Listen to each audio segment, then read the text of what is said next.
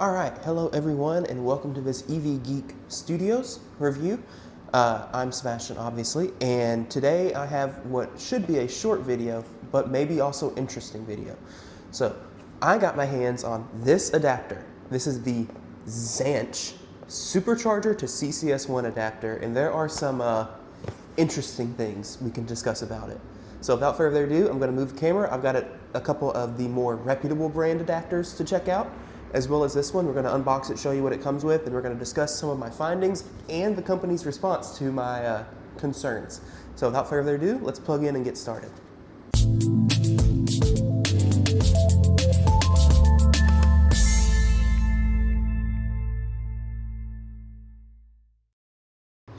All right. So just first off, huge thanks to JT from Franklin Charging for letting me borrow the space for a little bit to do this video. He happens to have a ChargePoint CPE 250 with a NACS plug, and it's very close to where I work, so that made it super convenient for me. So you'll see here, I have the NACS adapter, and then I have these two from A to Z EV. I also have an Electron adapter, however, I don't have it with me. Joel currently has it, so can't show you that one, and I don't have the official Tesla adapter, but a lot of what I'm about to say applies to it too. So let's start off, let's look at the NACS adapter. Let's look at what it comes with. I'm gonna scoot these out of the way. So you can see NACS Supercharger CCS1 adapter. I want to point out, this brand name means nothing, because I will show a couple of screenshots here where you can find this exact same adapter under 17 different brand names. 17 might not be an exaggeration, I'm not sure, that are all the same adapter on Amazon, different names, very different pricing. Let me just go ahead and tell you, this one is currently listed on Amazon for $169, which I know some of you are thinking, that doesn't sound like that great of a deal, considering I believe you can get one of these for closer to $180, but we'll get there, I promise. So I'm gonna open this up. And first things first, you see it comes with a little book showing you parts overview. Ooh, it's a user manual. Ooh, you plug it in, you plug into the car, you do the thing, right? There's not that many more instructions. Open the charge port, plug into, press the button on the adapter, insert the supercharger. Yep, cool. You also have this little warranty card. I'm sure that means a lot. And then take the little foam out, and you have a velvet bag, only the highest quality. So you see they include a velvet bag for the adapter, whereas A to Z includes an actual hard case with theirs. Not a paid promotion for A to Z, they just happen to be what I have on hand. Pulling the adapter out, you can see it looks fairly standard. You have your CCS plug, and then you have your NACS side. And so this is where some of my concerns started. So on your CCS adapters, you can hear, or any CCS plug, on the CCS side of the latch, there's supposed to be a micro switch. Basically, if you hit it, it signals to the car and the station to immediately stop charging. That's to prevent you from unplugging and having arc flash or anything like that. And on this one, you can hear, I hope, you can hear it click, right, when you press that switch. So my first concern was on the NACS side, there is no switch. Meaning, it would appear that if this was plugged in and charging, someone could hit that button and yank the NACS cable out while it was charging. So I raised that concern with the company. We'll talk about it in a second. First, I want to show you though, kind of what that looks like on one of these other adapters. So this is the original A to Z Typhoon adapter. So you can see it has your CCS and NACS side. CCS has a micro switch.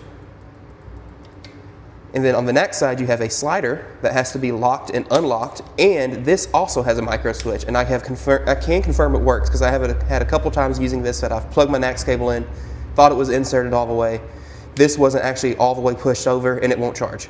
So that's how this one works. And then if I go and look at the newer A to Z adapter, you can actually see this one doesn't use a double latch setup. It uses, so you have your switch on top, which does have a micro switch.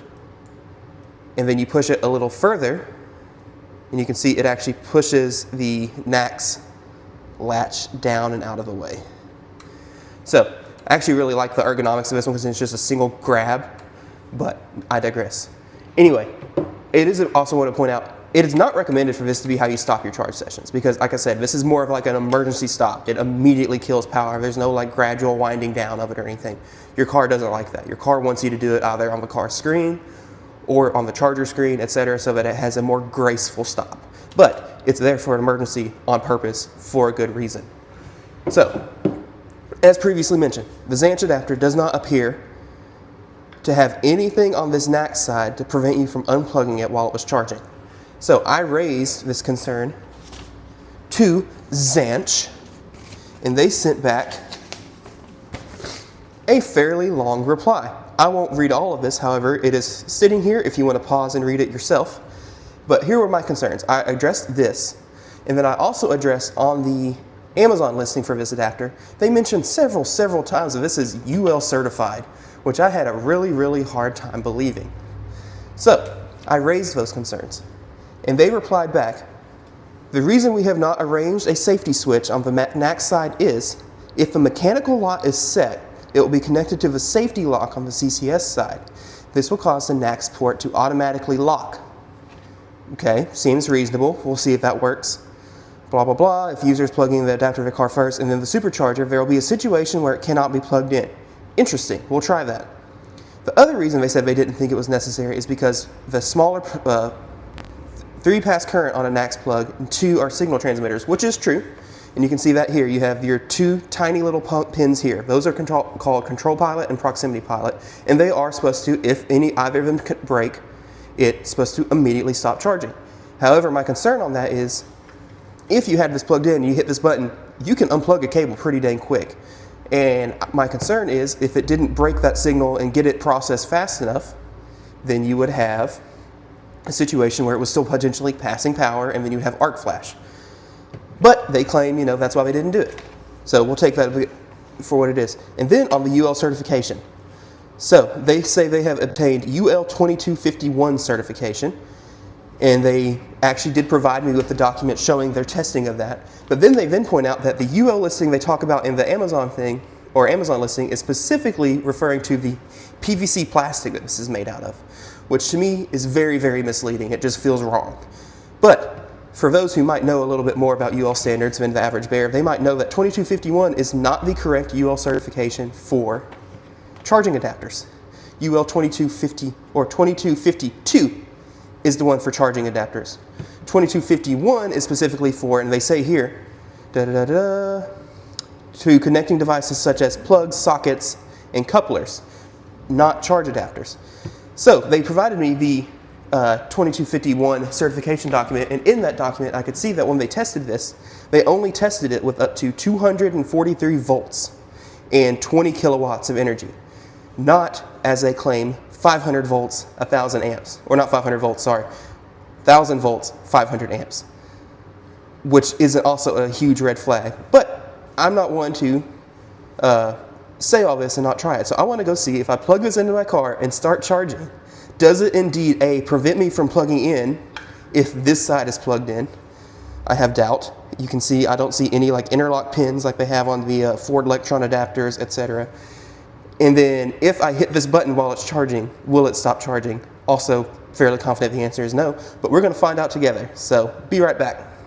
All right, you guys join me outside with the ZANCH adapter, and we're going to test their two claims. A, if this is plugged into the car, you can't plug into the NACS side. And B, if this is plugged into the car, you can't release the NACS. If this is charging, you can't release the NACS side. So I'm going to take it. We are now plugged into the car fully. I'm going to go ahead and preemptively get this out, my ChargePoint card. I'm going to take my ChargePoint NACS cable, and their claim was, if this is plugged in, this won't go in. Yeah, that sounds like it went into me. So, now to test the other claim. I'm going to take that, activate my charge session. It says we're authorizing.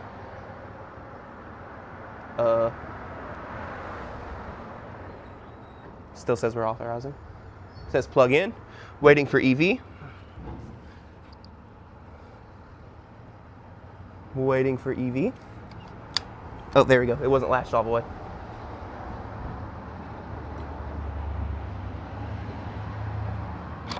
Oh, okay.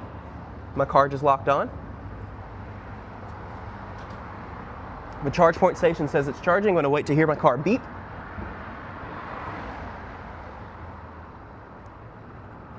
These handshakes take forever sometimes. There we go, we beeped. Now I'm at a high state of charge. I'm only putting, 30 kilowatts in, which is surprisingly high for it to be at 83% on a Chevy Bolt. I digress. So their claim was, and I'm not going to actually unplug this because I'm not stupid, but their claim was this won't be able to push in if the car's charging. Yep, that pushed in just fine. It is fully unlatched now, and we're still putting 17 kilowatts into the battery. So there's nothing that would be stopping someone who didn't know any better from unplugging this while there's however many kilowatts of power going through it. So all of this to say, do I recommend you buy a CCS to NACS adapter or NACS-to-CCS adapter off Amazon from an unknown keyboard smash brand? No, because not only was I concerned about this beforehand, I reached out to the manufacturer. They openly lied to me. And this is not a safe product to use. I can't believe I'm still charging on it, to be honest, but here we are. Yeah, they openly lied to me. And so that should tell you everything you need to know about this product. I highly recommend you either purchase the adapters from A to Z. Theirs work pretty well. I've used them plenty of times. I've used both the original Typhoon plug, which you can't get anymore, and the new Typhoon Pro. Both work fine. We've used Electron adapter, no issues, and we've used the official Tesla Supercharger adapter with no issues. So, all that to say, do not buy this from any of the keyboard smash brands. I'll see you again on another episode of the EV Geek podcast. So long, everybody.